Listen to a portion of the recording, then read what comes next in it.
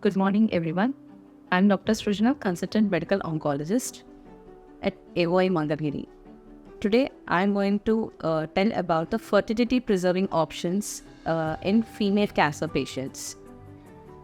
So, since the cancer is now being diagnosed most commonly in the younger female age groups, so there is a need for fertility preservations because these are the patients who are in the reproductive age group and who are in their early married life stages.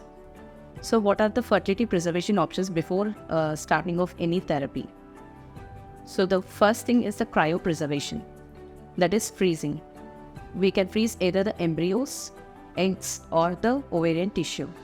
The most commonly used one is the freezing of the embryos, where the matured eggs are collected and they are kept in the lab in a small petri dishes, and several thousands of sperms are introduced so that one sperm can combine with the egg, and the eggs get fertilized and forms an embryo. Once an embryo is formed, this will be freezed to a particular temperature, and whenever the patient has completed the treatment and is willing for ready for the pregnancy, this can be brought to the normal temperature and reheated again and implanted into the uterus, and the patient can become pregnant.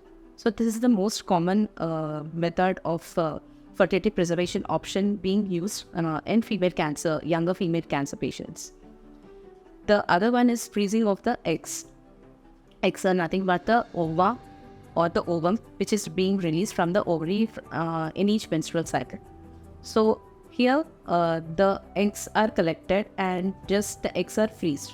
At a later stage, they can be fertilized and with the sperm and introduced, and the embryo can be introduced later.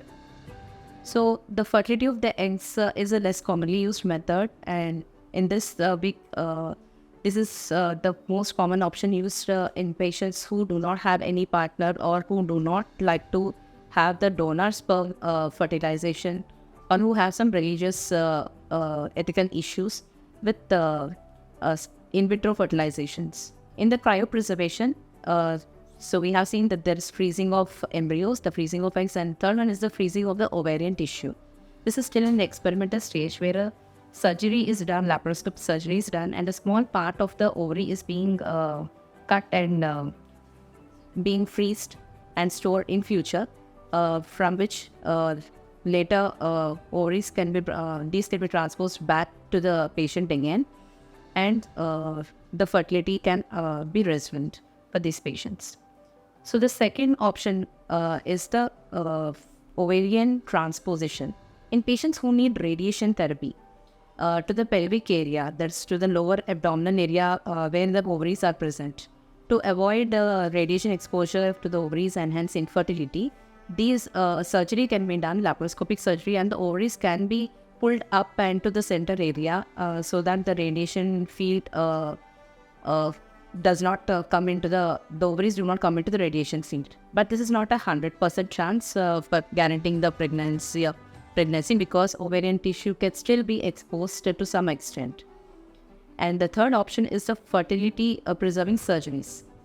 In patients who are diagnosed with early stages of ovarian cancer or early stages of cervical cancer, still the one part of the ovary it can be preserved in these patients, and hence they can become pregnant after completion of their chemos or surgery later. Next option is the ovarian function suppression. That is, the ovaries are temporarily set into the menopausal stage by giving some hormonal injections monthly or 3 monthly, where temporarily the ovary is shut down to function and artificial menopause is induced. And once the injections are stopped, the patient can resume the normal cycle. But the chances are 30 to 50% that this will work as an effective method for fertility preservation in these patients. Thank you.